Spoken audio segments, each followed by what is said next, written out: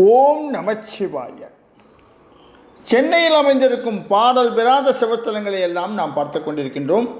அந்த வகையில் இன்று நாம் பார்க்க இருக்கும் பாடல் பெறாத சிவஸ்தலம் சேலையூர் கேம்பில் அமைந்திருக்கும் அமிர்தகடேஸ்வரர் திருக்கோயில் பற்றித்தான்.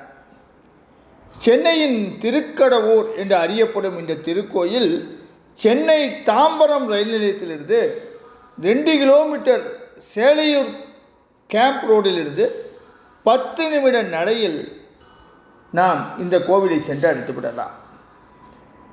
இந்த கோவிலின் மூலவரின் பெயர் அமிர்தகடேஸ்வரர், தாயார் அபிராமி, தீர்த்தம் அபிராமி அமிர்த புஷ்கரணி.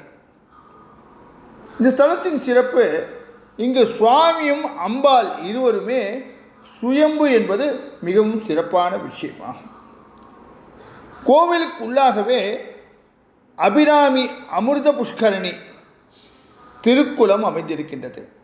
சுற்றுச்சுவர்களில் கங்கை முதல் காவேரி வரை 18 நதிகளின் பெயர்களுடன் சிலைகளை அமைத்து அந்த நதி சிலைகளிலிருந்து நீர் கொட்டுவது போல அமைத்திருக்கின்றார்கள். வருடந்தோறும் மாசி மகத்தன்று இந்த நதிகளுக்கு சிறப்பாக விழாவும் கொண்டாடுகின்றார்கள். இந்த ஆலயத்தின் விசேஷ பிரார்த்தனை என்ன? சகல ஐஸ்வர்யங்களையும் கிடைக்க இங்கு பிரார்த்தனை செய்து கொள்கின்றார்கள். நேர்த்திக்கடனாக சுவாமிக்கும் அம்பாளுக்கும் அபிஷேகம் செய்து புது வஸ்திரம் சாத்தி தங்கள் நேர்த்திக்கடனை பக்தர்கள் செலுத்துகின்றார்கள். இந்த தலத்தின் பெருமையை பார்ப்போம்.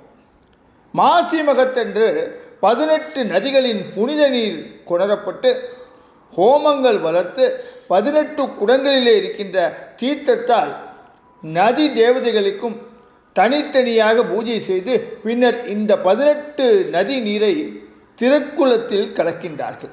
இதன் பின்னரே பக்தர்கள் 18 நதிகளிலும் தனித்தனியாக கொட்டும் தீர்த்தத்தில் வரிசையாக குளத்தை சுற்றி நீராடுகின்றார்கள். நிறைவாக 18 நதி நீரும் கலந்திருக்கின்ற இந்த திருக்குளத்தில் நீராடுகின்றார்கள். பின்னர் சிவனையும் அம்பாளையும் வணங்கி அர்ச்சனை செய்தல் சிறப்பான விஷயமாகும்.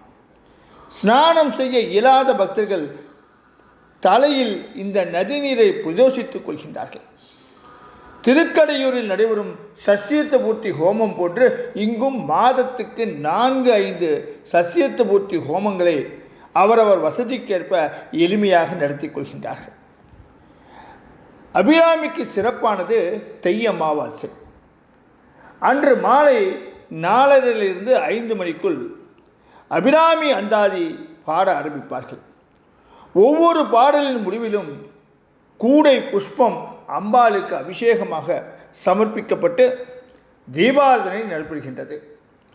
பாராயண நிறைவில் அம்மனுக்கு 9 வகையான பதார்த்தங்கள் நைவேத்தியம் செவிக்கப்பட்டு பக்தர்களுக்கு விநியோகிக்கப்படுகின்றது. அன்னை மிகச்சிறந்த வரப்பிரசாதி. இங்கிருக்கின்ற அம்பாள் ஒரு அடியை முன்னே எடுத்து வைத்து நமக்கு அருள்வது போல இருக்கும் காட்சி ஒரு சிறப்பம்சமாகும். அம்பாளை ஒரு தரம் பிரதட்சணம் வந்தாலே ஷடாஷ மண்டபத்தில் அமைந்திருக்கும் ஷடாஷ லட்சுமிகளையும் வலம் வந்த பலன். வெள்ளிக்கிழமைகளில் இந்த ஷடாஷ லட்சுமிக்கு சிறப்பு அர்ச்சனை செய்யும் பலன் இவைகளெல்லாம் நமக்கு கிடைக்கின்றது. இந்த தலத்தின் தலவரலாற்றை பார்ப்போம். 1970 காஞ்சி மகாபலிவால் சென்னை விஜயம் செய்தபோது இந்த ஊரில் பழங்கால சிலைகள் புதைந்திருக்கின்றன, அவற்றை கண்டுபிடித்து கோவில் கட்டுங்கள் என்று அருளாசி வழங்க கிடைத்ததுதான் இந்த திருக்கோயில். இந்த கோவில் இருந்த இடம் முன்னர் மண்மேடாக இருந்தது. அதை அகற்றும் போது அமிர்தகடேஸ்வரர் மூல விக்கிரகம் கிடைத்தது. அருகில் இருக்கும் முத்தாலம்மன் கோயிலிலும் அந்த சமயம் பல சிலைகள் கிடைத்தன. அதில் அன்னை அபிராமியின் விக்கிரகமும் கிடைத்தது. சிலைகள் பல கிடைத்தமையால் சிலையூர் என வழங்கப்பட்டு வந்த இந்த ஊர் நாளடைவில் சேலையூராக மாறிவிட்டது.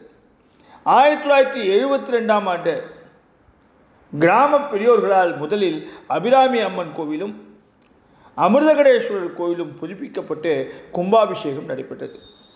இப்படிப்பட்ட சிறப்பு வாய்ந்த ஆலயத்தை நீங்களும் தரிசித்து சிவகடாட்சம் பெற எல்லாம் வல்ல சிவபெருமானை வேண்டி இந்த உரையை இத்தோடு முடிக்கின்றேன். நாளை வேறொரு பாடல் பெறாத சிவஸ்தலத்தில் உங்களை சந்திக்கின்றேன். ஓம் நமச்சிவாய.